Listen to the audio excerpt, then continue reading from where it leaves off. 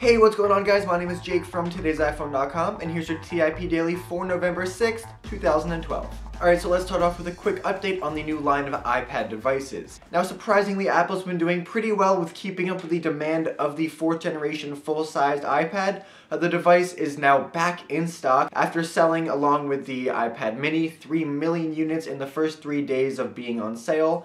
So obviously this device is popular and a lot of people are going out to buy it regardless of how similar it is to the previous generation, but somehow Apple has still managed to build up enough stock to keep customers happy who go in and try to buy them.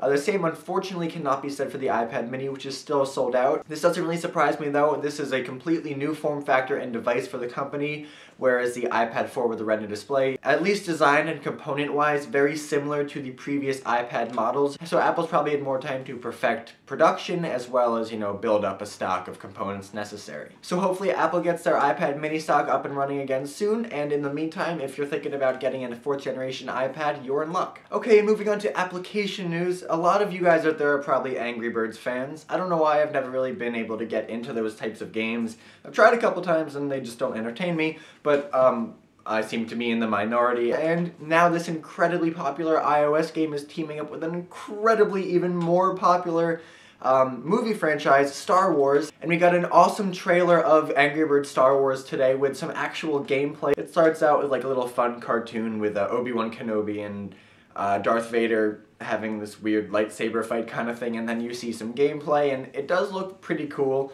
To me it seems kind of like a mix of Angry Birds Space and then some of the more conventional, Angry Birds games, but it looks pretty cool. So if you're into Star Wars or Angry Birds or both, this is definitely worth checking out. You can watch the video in the description down below, and the game hits the App Store on November 8th, which is in 2 days. Oh, and finally, really quickly, after I filmed yesterday's video, Cam posted his full in-depth video and written review of the iPad mini, so if you're even on the fence about this device, you should definitely check it out. Not to give it away, but he absolutely loves it. It's totally replaced his full-size iPad, which has since gone to his family to, watch videos and play games and stuff.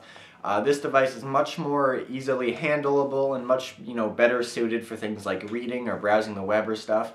So he's a huge fan. It's really ultimately up to you to decide what device is best for you, but this review is definitely worth taking a look at. Okay, well that's all the big news for the day, guys. Thank you very much for watching. Your question of the day today is, how do you feel about the Star Wars Angry Birds collaboration?